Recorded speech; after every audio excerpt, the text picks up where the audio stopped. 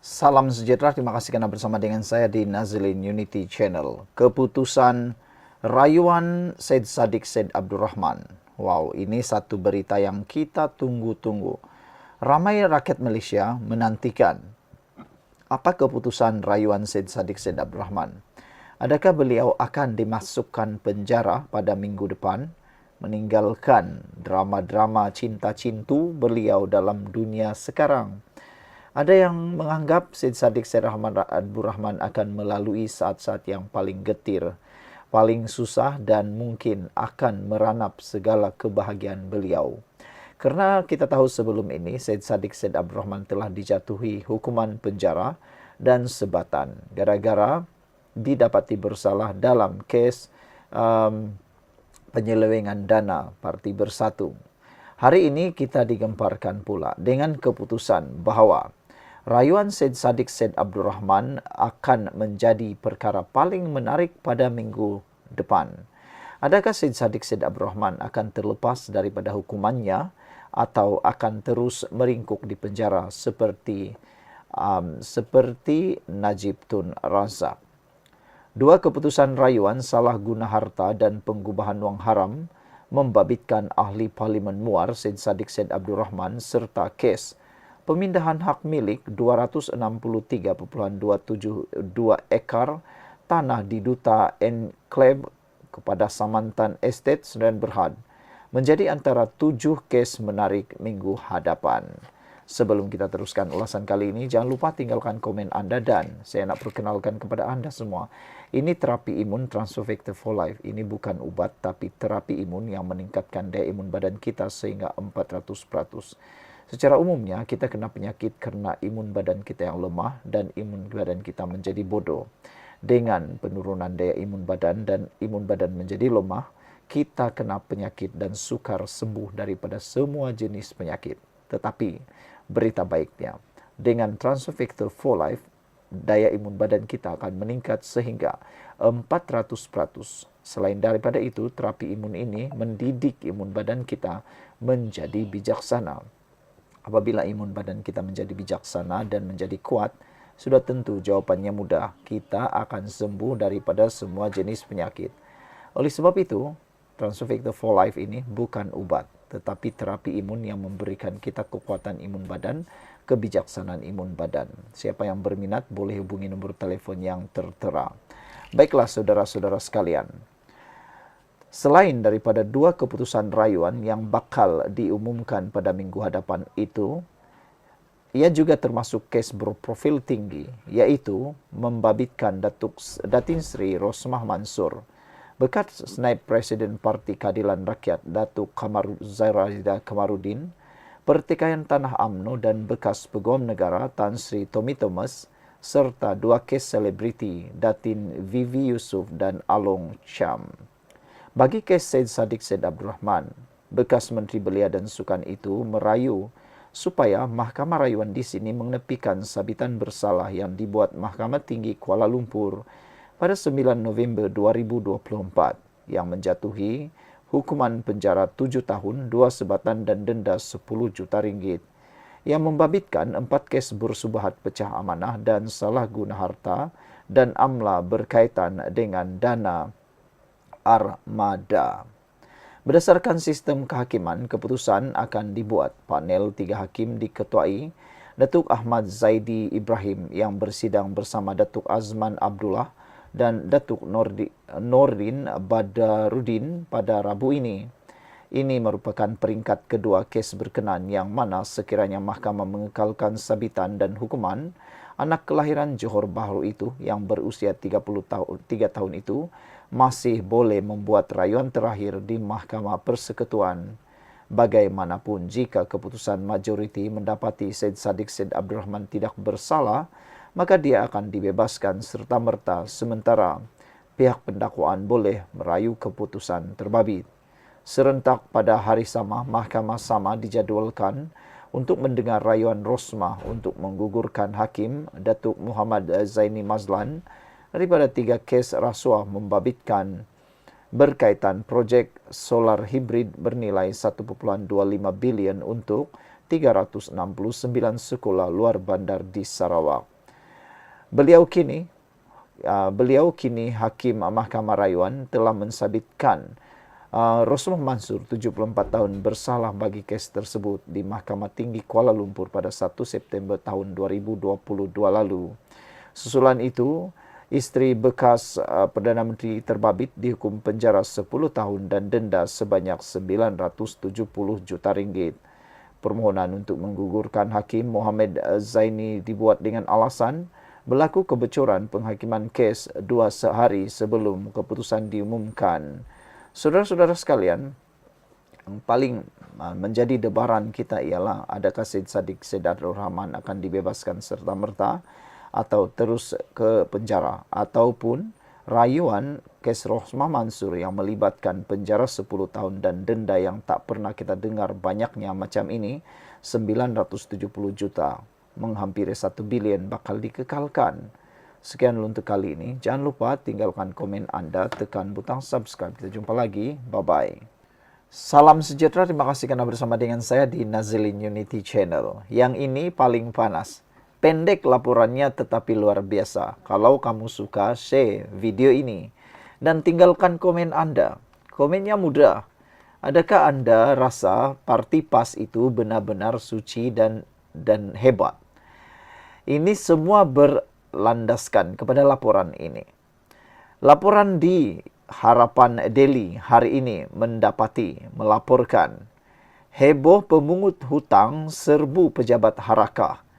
Rupanya ada hutang, cecah hampir 2,4 juta. Yang menariknya ialah bukan karena ada hutang. Semua orang ada hutang. Saya ada hutang. Anda pun ada hutang. Tapi ketika kita membuat hutang itu, kita berkomitmen untuk membayar hutang itu.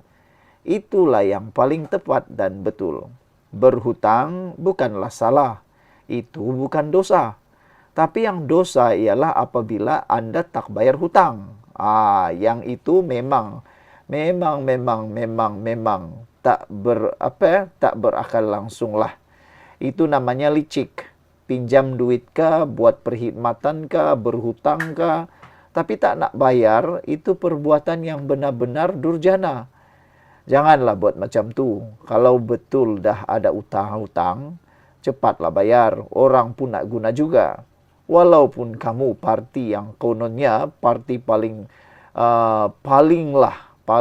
hebat, tapi kenapa pula tak bayar hutang? Ini yang betul-betul mengejutkan netizen. Bayangkan kalau jadi pemimpin, jadi kerajaan, kata mereka, agak-agak berapa hutang pula yang tak nak mahu dibayar. Itu persoalan netizen. Hari ini heboh. Pemungut hutang menyerbu pejabat Harakah. Rupanya Harakah yang merupakan leader rasmi parti PAS mempunyai hutang hampir 2,4 juta. Biasanya bila pemungut hutang menyerbu, itu karena kes tak bayar hutang. Tahu tak mau bayar hutang, lihat nak bayarlah, gitulah katanya kan. Baiklah, tapi sebelum kita teruskan ulasan ini, kalau kamu suka tinggalkan komen kamu, dan saya nak perkenalkan kepada Anda, ini terapi imun transfer factor for life. Ini terapi imun yang meningkatkan daya imun badan kita sehingga 400%. Secara umum dan kasarnya, kita kena penyakit karena daya imun badan kita yang lemah. Kita kena penyakit karena imun badan kita yang bodoh. Ada banyak perkara yang menyebabkan imun badan kita jadi lemah dan jadi bodoh. Dan secara umumnya, kita juga sukar untuk sembuh daripada apa saja jenis penyakit yang ada dalam tubuh badan kita kerana imun badan kita yang lemah dan bodoh. Oleh sebab itulah, berita baiknya ialah ini Transfer Factor for Life. Terapi imun yang mampu membantu meningkatkan imun badan sehingga 400%, mendidik imun badan kita menjadi bijaksana supaya dapat melawan penyakit, membantu menghapuskan penyakit, akar penyakit dari dalam tubuh badan kita. Produk ini diiktiraf oleh doktor-doktor di seluruh dunia, diperakui oleh seluruh doktor di seluruh dunia, lulus KKM dan juga ada sijil halal. Siapa yang mau mendapatkannya, hubungi nombor yang tertera. Dan ingat, jangan tunggu lama-lama sampai Anda sudah kesuntukan masa baru nak mencari ikhtiar. Ikhtiar hidup adalah ikhtiar yang terbaik. Selagi kita cuba, selagi itu ada terang di hujung. Baiklah saudara-saudara sekalian. Hari ini tular di media sosial aksi wakil pemungut hutang mengingatkan pihak lidah rasmi PAS, Harakah, untuk melunaskan tunggakan yang dikatakan mencecah Rp2.396.970. Menerusi rakaman tersebut, individu berkenan mendakwa kunjungannya di pejabat Harakah berhubung isu tunggakan hutang itu gagal mendapat kerjasama yang sepenuhnya. Saya datang ke sini, yaitu pejabat Harakah, membuat rundingan secara baik, tetapi tidak mendapat kerjasama, kata wakil syarikat pemungut hutang itu. Tambahnya, pintu pejabat media PAS di Jalan Pahat Barat of Jalan Pahang, Kuala Lumpur itu juga tutup semasa kunjungannya. Dia turut memaklumkan pemilik syarikat bekas pencetak akhbar Harakah, Naj Press Resources Sdn Bhd, yaitu Azlan Jan, sedang sakit. Sebelum ini, pengurus Naj Press Resources Sdn Bhd, Husin Jan, mengesahkan PAS telah melunaskan hutang berjumlah RM659,000 pada 11 Mac tahun lalu. Adalah ramai netizen yang mengeluarkan kenyataan yang tidak puas hati. Kata mereka, bayarlah selagi tuan orang yang menghutangkan itu masih hidup. Lagilah susah kalau tuan yang menghutangkan itu dah meninggal dunia. Nanti apa pula jadinya nanti di akhirat, kata mereka. Terpulanglah dengan Anda semua. Jadi, kita harap semoga isu hutang Harakah Delhi, lidah rasmi PAS ini, cepat-cepatlah diselesaikan. Kerana orang ramai dah mula cakap, kalau nak tabir negara, pastikan hutang sebegitu diselesaikan dulu. Takut nanti negara juga akan berhutang kalau kamu jadi kerajaan. Dan berhutang tak salah, tapi yang salah tak bayar hutang. Itu yang salah lah kan. Baiklah, tinggalkan komen Anda, share video ini, kita jumpa lagi, bye-bye. Salam sejahtera, terima kasih karena bersama dengan saya di Nazilin Unity Channel. Ini kejutan paling besar yang berlaku dalam politik hari ini. Dinyatakan EJK pemuda PKR Selayang letak jawatan besar-besaran.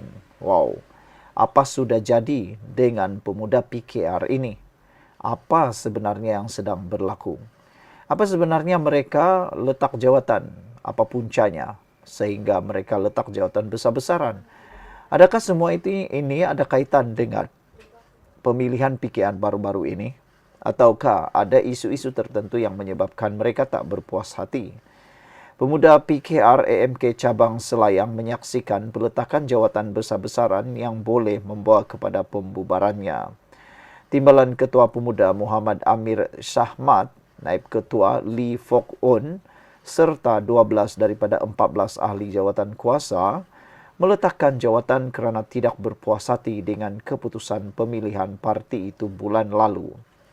Tindakan itu mungkin mencerminkan fenomena badan tanpa kepala dalam pemilihan PKR yang disentuh beberapa kali oleh Rafizi Ramli yang gagal mempertahankan jawatan timbalan Presiden. Amir mengesahkan peletakan jawatan itu susulan dakwaan ketidaktelusan proses pemilihan yang menyaksikan kemenangan Ketua Pemuda Cabang Selayang Tamila Rasu Tamil Kalai mengatasi Dines Selvarajo. Kami telah mengadakan perbincangan secara kolektif dan mengambil keputusan ini dengan penuh tanggungjawab, kata Amir kepada Malaysia Kini. Sebelum itu, siapa yang ada masalah kesihatan, dengarkan baik-baik. Yang di tangan saya ini adalah terapi imun transfer factor for life. Ini bukan ubat, ini terapi imun yang meningkatkan daya imun badan kita sehingga 400% dan membantu menguatkan serta mendidik imun badan kita menjadi bijaksana.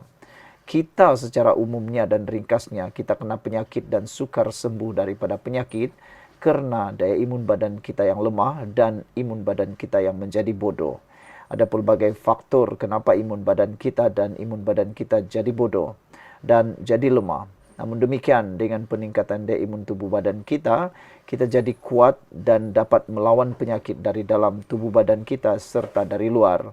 Siapa yang berminat mau mendapatkan Transovector for Life, terapi imun yang luar biasa ini, sila hubungi di nombor tertera. Dan ingat, Transovector bukan ubat, tetapi Transovector ialah terapi imun yang membantu menyihatkan tubuh badan kita dan meningkatkan imun tubuh badan kita. Produk ini lulus KKM, diiktiraf oleh dokter-dokter di seluruh dunia dan juga halal. Baiklah saudara-saudara sekalian, Amir berkata, selain menandatangani surat peletakan jawatan bertarikh 5 Mei, mereka juga menyediakan akuan berkanun SD menyatakan ketidakpercayaan terhadap kepimpinan Tamil Larasu. Malaysia kini sedang cuba mendapatkan komen Tamil Larasu berkaitan perkembangan itu. Amir berkata pada awalnya kesemua 17 AJK menghantar surat letak jawatan, tetapi 3 orang menarik balik susulan permintaan kepimpinan pusat. Katanya peletakan itu dimaklumkan kepada kepimpinan Setiausaha Pemuda Omar Mokhtar dan Setiausaha Agung Fuzia Saleh melalui surat pada 7 Mei, 4 Jun dan 18 Jun. Mengikut kandungan surat yang dikongsi kepada Malaysia kini, peletakan jawatan itu melebihi 2/3 daripada keseluruhan AJK dan harus digantung atau dibubar berdasarkan pasal 32.4 Perlembagaan PKR. Kata mereka, pasal 15.11 pula berkata, jawatan kuasa cabang tersebut akan terbubar dengan sendirinya dan mesyuarat khas cabang perlu diadakan dalam tempoh 30 hari. Salinan kepada Kamil dan Nurul Izzah. Difahamkan surat itu turut dipanjangkan kepada Ketua Pemuda Muhammad Kamil Abdul Munim dan Timbalan Presiden PKR Nurul Izzah Anwar. Amir bagaimanapun mendedahkan terdapat usaha dari pihak pimpinan pusat, Pemuda Pusat untuk cuba memujuk ahli yang meletak jawatan untuk menarik semula surat peletakan jawatan. Tindakan ini jelas tidak mengendahkan hasrat akar umbi Jawatan Kuasa Pemuda Cabang Selayang yang mahukan agar mesyuarat agung segera dibuat bagi penubuhan Jawatan Kuasa Penaja Pemuda Cabang Selayang. Suara kepimpinan akar umbi perlu didengar dan diterima oleh pimpinan pusat dan bukannya bertindak untuk tidak mengendahkan permintaan mereka, katanya. Tindakan pimpinan pemuda pusat ini jelas bertentangan dengan peraturan dan perlembagaan PKR, katanya. AMK dijangka memberikan penjelasan berkaitan perkara itu tidak lama lagi. Sementara itu, Setiausaha Agung PKR Fuzia Saleh menolak dakwaan Sayap Pemuda PKR Selayang dibubarkan. Dia dipetik, FMT berkata bahawa sekurang-kurangnya 2/3 atau 18 daripada 26 ahli jawatan kuasa mesti meletakkan jawatan untuk sayap itu dianggap terbubar. Jumlah ahli yang dipilih ialah 18 dan tambahan 8 boleh dilantik menjadikan maksimum 26. Untuk memenuhi ambang 2/3, sekurang-kurangnya 18 ahli mesti meletakkan jawatan. Mula-mula 17 meletak jawatan, kemudian 3 tarik diri, diikuti seorang lagi. Angka terkini yang meletak jawatan ialah 13, katanya. Awal hari ini, pemimpin pemuda PKR Selayang berkata kumpulan itu telah menghantar 3 surat kepada Fuzia pada 7 Mei, 4 Jun dan 18 Jun tetapi masih belum menerima jawapan rasmi. Bagaimanapun, Fuzia menegaskan bahawa jumlah yang meletak jawatan tidak mencukupi untuk proses atau syarat pembubaran dan proses yang digariskan dalam perlembagaan parti mesti diikuti, kata beliau dalam laporan ini. Beberapa komen daripada netizen, tindakan yang berani dan berintegriti, harap kekal walaupun bila ada kuasa, pujukan adalah seerti dengan rasuah moral, kata beliau. Merdeka-Merdeka kata, headless body, phenomena in PKR election, UMNO announcing the restructure of its dead party. Sekian untuk kali ini, jangan lupa tinggalkan komen Anda. Salam sejahtera, terima kasih kerana bersama dengan saya di Nazilin Unity Channel. Satu lagi tangkapan yang paling mengejutkan kita, tahanan yang paling mengejutkan kita dalam dunia politik di Malaysia hari ini. Ada yang kata, inilah tanda Anwar Ibrahim melawan dan memerangi rasuah habis-habisan. Tapi baru semalam, satu tindakan yang paling tidak senonoh dan tidak beradab dilakukan oleh kumpulan pelajar-pelajar yang menggelar diri mereka mahasiswa. Tapi ramai netizen kata kalau tindakan begitu itu bukan tindakan mahasiswa, tetapi tindakan maha bodoh ataupun maha tak beradab. Ini kerana tindakan mereka membakar gambar pemimpin utama negara, satu perbuatan yang bukan budaya daripada Sabah, bukan budaya daripada Borneo, dan bukan juga budaya daripada Malaysia. Budaya seperti itu adalah budaya yang benar-benar layaklah dikutuk. Hari ini akhirnya seorang lagi adun Sabah ditahan SPRM. Jadi diharapkan dengan perkara penahanan ini, maka dapat meredahkan hati para pelajar yang konon menggelar diri mereka mahasiswa itu. Seorang lagi ahli Dewan Undangan Negeri Adun Sabah ditahan Suruhanjaya Pencegahan Rasuah Malaysia hari ini. Menurut sumber, Adun berkenan ditahan kerana disyaki meminta dan menerima suapan kira-kira RM150,000 membabitkan pengeluaran lesen cari gali di negeri itu. Sebelum kita teruskan ulasan ini, saya nak berkongsi dengan anda semua, ini Transfer Factor for Life. Ini terapi imun yang meningkatkan daya imun badan kita sehingga 400%. Secara umum dan ringkasnya, kita kena penyakit kerana imun badan kita yang lemah. Kita juga sukar melawan penyakit untuk sembuh kerana imun badan kita yang lemah. Tetapi berita baiknya, dengan adanya Transfer Factor for Life, terapi imun yang di tangan saya ini, kita mampu meningkatkan daya imun badan kita sehingga 400% dan mendidik imun badan kita menjadi bijaksana. Dengan terdidiknya imun badan kita dan menjadi kuatnya imun badan kita ataupun tubuh kita boleh melawan penyakit daripada dalam dan menyembuhkan kita daripada semua jenis penyakit. Ingat, Transfer Factor bukan ubat tetapi terapi imun yang meningkatkan imun badan, mendidik imun badan kita melawan penyakit daripada dalam. Ianya seperti tentera yang membersihkan bahagian dalam tubuh kita bagi mencapai kesihatan yang optimum yang kita impi-impikan. Cepat dapatkannya melalui nombor telefon yang tertera WhatsApp saya. Baiklah. Menurut sumber, Adun berkenan ditahan kerana disyaki meminta dan menerima suapan kira-kira RM150,000 membabitkan pengeluaran lesen cari gali di negeri itu. Suspek lelaki berusia lingkungan 40-an itu ditahan kira-kira jam 9.30 pagi tadi ketika hadir memberi keterangan di pejabat SPRM Sabah. Suspek yang juga merangkap pembantu menteri dipercayai melakukan perbuatan tersebut sekitar tahun 2023 dan 2024 katanya hari ini. Menurutnya, suspek disyaki meminta wang rasuah berkenan daripada seorang individu bergelar Datuk bagi menguruskan permohonan lesen cari gali. Sementara itu, Ketua Pesuruhjaya SPRM Tan Sri Azam Baki ketika dihubungi mengesahkan tangkapan itu dan berkata kes disiasat mengikut Seksyen 16A dalam Akta SPRM 2009. Menurutnya, suspek dilepaskan dengan jaminan RM50,000 dengan seorang penjamin selepas selesai dirakam keterangan dan suspek dijangka dituduh dalam masa yang terdekat. Terdahulu, media melaporkan SPRM mengesahkan individu yang akan didakwa bersama dua adun Sabah berhubung skandal rasuah cari gali di negeri itu tidak dilindungi mengikut Akta Perlindungan Pemberi Maklumat 2010. Pengarah kanan bahagian perundangan dan pendakwaan SPRM, Datuk Wan Syarudin Wan Ladin berkata, Seksyen 11 dalam kurungan 1 Akta Perlindungan Pemberi Maklumat 2010 menjelaskan bahawa seseorang yang terbabit dalam kesalahan yang didedahkannya tidak layak memohon perlindungan pemberi maklumat atau whistleblower. Sekian dulu untuk kali ini. Jangan lupa tinggalkan komen anda, tekan butang subscribe. Kita jumpa lagi. Bye-bye.